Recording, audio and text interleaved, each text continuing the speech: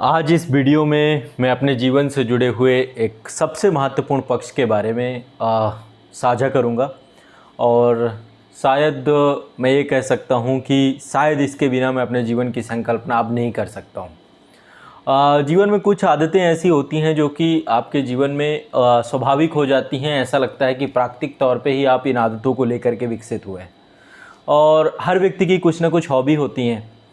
मेरी भी एक बहुत ही अच्छी हॉबी है और आम तौर पे मैं हमेशा इस हॉबी को मैं चाहता था कि मैं आप लोगों के साथ साझा करूं और आप लोगों को इसको लेकर मार्गदर्शित भी करूं। आप में से बहुत सारे होंगे जिनकी ये हॉबी होगी, जो हमेशा प्रतिदिन मैं इसको हॉबी आमतौर पे यही होता है कि जब समय मिलता है तो फिर इसको आप अवश्य करते हैं। तो मुझे जो भी समय मिलता है तो उसमें से अधिकांश समय जो मेरा बीतता है वो किताबों के साथ बीतता है। अधिकांश समय मतलब मैं कहूँ कि ज़्यादातर में जो अधिकतम हिस्सा है तो किताबें दो तरीके से हैं। एक है जो कैरियर से जुड़ी हुई हैं, पढ़ने और पढ़ाने को लेकर के, खुद भी पढ़ना है फिर अपने बच्चों को पढ़ाना है। जैसे शिक्षक के तौर पे मुझे बहुत सारा रिसर्च करना है। कुछ किताबें होती हैं कि हमारे सिलेबस और पाठ्यक्रम से इतर होती हैं, हमारे प्रोफेशन से इतर होती हैं। जैसे आप छात्र हैं तो छात्र में आपको यदि किसी एग्ज़ाम की तैयारी कर रहे हैं तो एग्ज़ाम से जुड़ी हुई किताबें, उससे इतर किताबें बहुत सारी होती हैं। तो एक बुक रीडिंग एक आपकी हॉबी हो सकती है और ऐसे ही मेरी भी ये हॉबी कब विकसित हो गई मुझे पता ही नहीं चला। और यदि मैं इसको कभी सोचने बैठता हूँ कि बुक रीडिंग मैं लंबे समय से कर रहा हूँ, आज 27 साल की उम्र में मुझे नहीं लगता कि ऐसा कोई समय बीता होगा कि जब मैं बिना बुक के रहा हूँ। और ये बुक ऐसी हैं जो जीवन के व्यक्तित्व से जुड़ी हुई हैं, जो आपको ऊर्जान्वित कर देती हैं। आपको भी मैं एक सुझाव ज़रूर दूंगा कि आप सभी को भी बुक रीडिंग करना चाहिए या फिर एक हॉबी के तौर पे आप इसे विकसित कर सकते हैं। सच कहूँ तो किताबें हमारा बहुत अच्छे, मतलब इससे अच्छा कोई मित्र हो ही नहीं सकता। और मैं बहुत सारी किताबें, मेरे पास आपको कुछ मिले ना मिले लेकिन इतना तो है कि किताबें मिल जाएंगी। ये भी मैं आपको कह सकता हूँ कि वेद, उपनिषद, दर्शन से ले करके जितनी भी मोटिवेशनल बुक हैं, यदि मुझे कहीं पे मिलती हैं तो मैं उन्हें ज़रूर लेता हूँ। मतलब उनके बिना, मतलब एक तरीके से होता है ना श्वास आपकी, तो उस तरीके से हो चुकी है। और प्रतिदिन की आदत हो गई है कि पढ़ना है। कभी कभी तो आधे घंटे 1 घंटे कब बीत जाते हैं पढ़ते पढ़ते पता नहीं चलता।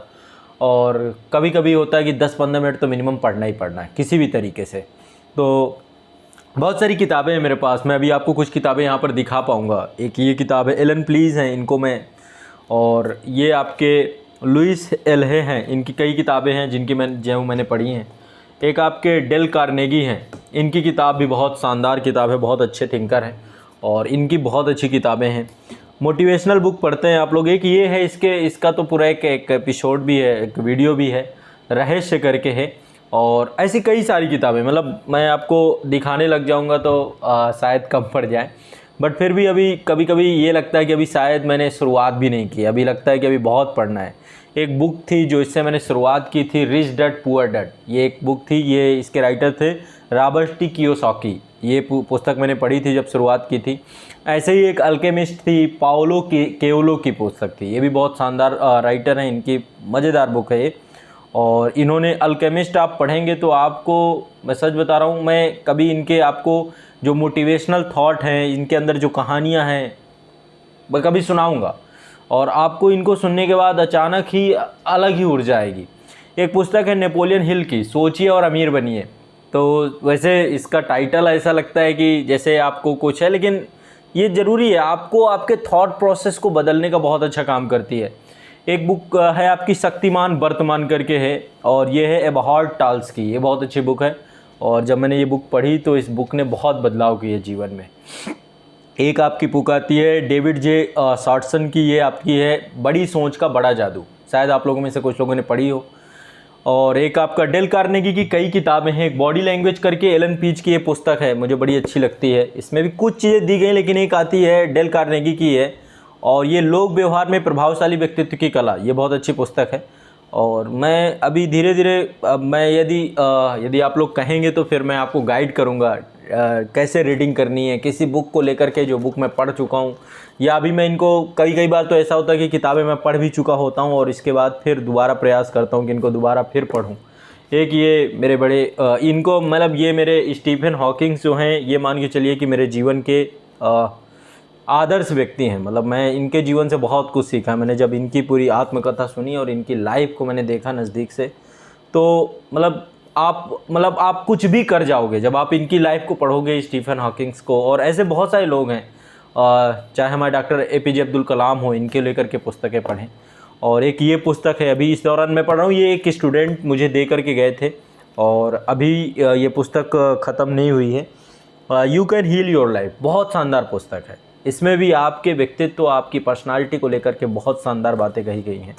और ऐसी कितनी किताबें हैं। तो मैं अब चाहता हूं कि यदि आप लोग मुझे इसमें आप कमेंट के माध्यम से बताएंगे, तो किताबों को लेकर के मैं आपको एक बहुत अच्छी श्रृंखला लेकर के चलूँगा। और एक किताब, कोई भी किताब, उसका रिव्यू करना, पहले मैं पढ़ता हूँ खुद ही किताब को, और पढ़ने के बाद रिव्यू करना, कैसे आपको पढ़ना। अब तो आज के टाइम में बहुत माध्यम हो गए हैं, डिजिटल माध्यम बहुत सारे आ गए हैं, PDF, PDF आ गई हैं। अब तो ऑडिबल आपका जो है अमेजॉन का है, तो उसके माध्यम से भी बहुत सारे लोग सुनते हैं।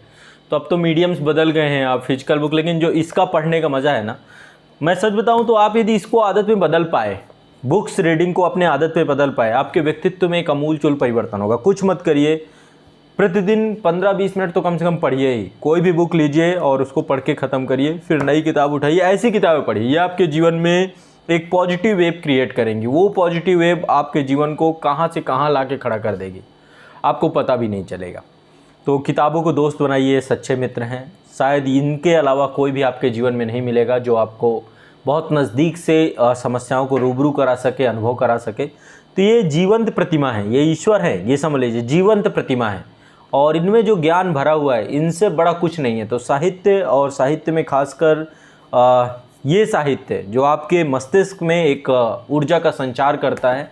तो किताबें यदि आप लोग आदेश करेंगे तो मैं पूरी एक श्रृंखला चालू करूँगा यहाँ पर।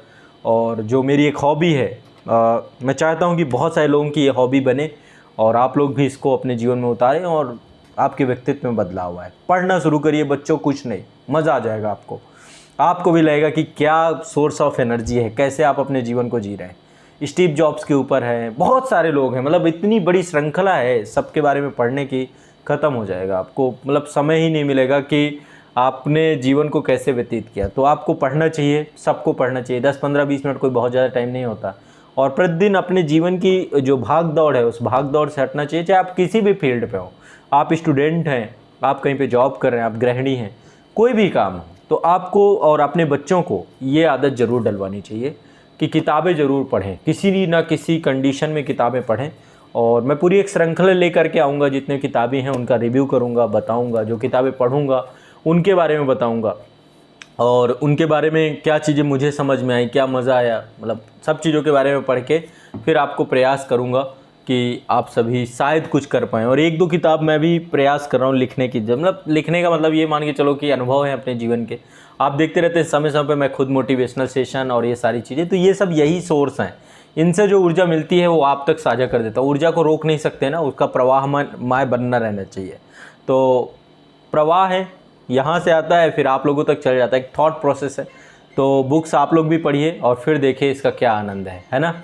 चलिए फिर मिलते हैं अगली श्रृंखला में। मैं किसी एक बुक के साथ आऊँगा, उस बुक के बारे में बताऊँगा, और आप लोग को पढ़ना चाहिए, कहाँ से आप ख़रीद सकते हैं, कैसे ले सकते हैं, है ना।